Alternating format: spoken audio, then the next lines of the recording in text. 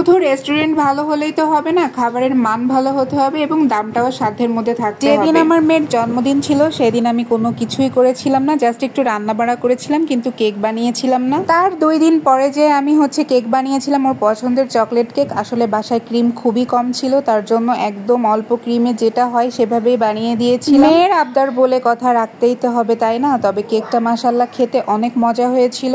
ওর জন্যই আমি সবসময় চকলেট কেক করি। আমার বাসার সবাই ভ্যানিলা কেক খেতে পছন্দ করে, কিন্তু মেয়ের জন্য চকলেট কেক বানাতে হয়। যাই হোক, আসসালামু আলাইকুম, কেমন আছেন সবাই? আশা করি সবাই ভালো আছেন। আমি আলহামদুলিল্লাহ ভালো আছি। এর আগের ভিডিওতে আপনারা দেখেছেন আমার মেয়েকে নিয়ে আমরা ওয়ান্ডারল্যান্ডে গিয়েছিলাম। সেখান থেকে আমরা ফেরার পথে একটা রেস্টুরেন্টে গিয়েছিলাম। আমি আপনাদের সবাইকেই কিন্তু বলেছিলাম যে আমার মেয়ের জন্মদিন আমরা কখনো ভেবে পার্টি করে সেলিব্রেট করি না, কিন্তু মেয়ের জন্মদিনে মেয়ের ছোট ছোট আবদারগুলো পূরণ করার চেষ্টা করি। তার জন্য মেয়ের আবদার পূরণ করার জন্য এই রেস্টুরেন্টটাতে চলে আসলাম। আর এই রেস্টুরেন্টটা আমার মেয়ের খুবই পছন্দ। এর যে গেট আপটা, ডেকোরেশন খুবই আমার মেয়ে ভালো লাগে, খুবই পছন্দ করে। রেস্টুরেন্টে এসে আমরা প্রথমেই খাবার অর্ডার দিতে চলে এসেছি। তো আমাদের জন্য প্লেটার অর্ডার দিলাম, কারণ বিরিয়ানি তো বাসায় রান্না করাই হয়, এজন্য আর বিরিয়ানি নিলাম না, তার জন্য প্লেটার অর্ডার দিলাম। আর আমি এখানে ঘুরে ঘুরে সবটা জায়গা দেখছিলাম। আসলে সত্যি অনেক সুন্দর রেস্টুরেন্টটা, আমি আগে কখনো আসি নাই, কিন্তু আমার মেয়ে আর তার বাবা এসেছে। রেস্টুরেন্টে আসার পরে মেয়ে অনেক বিরক্ত করছিল। আমার ছোট মেয়েটা, আসলে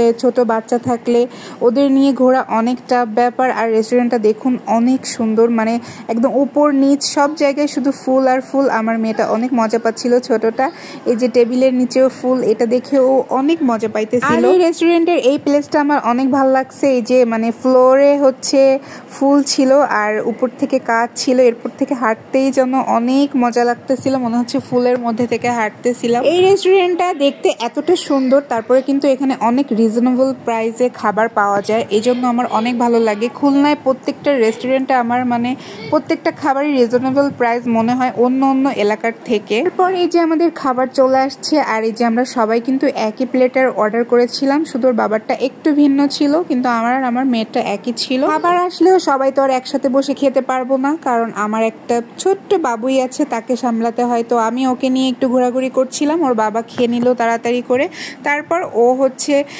রাখবে, তারপর আমি খাবো। ছোট বাবু হওয়ার পর থেকে সত্যি কথা আমি কোথাও ঘুরতে যেয়ে মজা পাই না, কোথাও খেতে যেয়েও মজা পাই না, কোনো কিছুতেই যেন শান্তি পাই না। একটা কোলে বাচ্চা থাকলে তাকে নিয়ে আসলে সবকিছু ম্যানেজ করা খুবই টাফ হয়ে যায়। আবার ও এখন বড় হচ্ছে, ওর হাত পা ছুটে গেছে, দুষ্টুমি করা শিখে গেছে। এবার আসি খাবারের কথায়।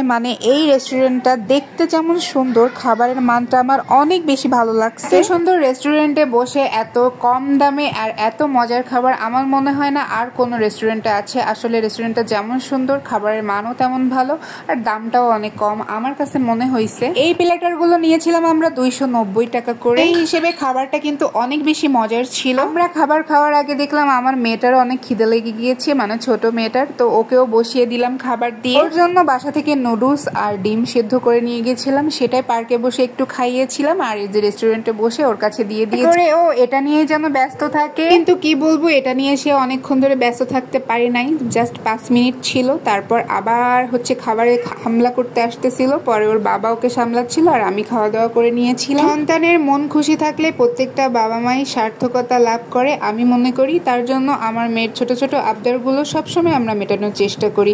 সবাই ভালো থাকবেন, সুস্থ থাকবেন, আল্লাহ হাফেজ।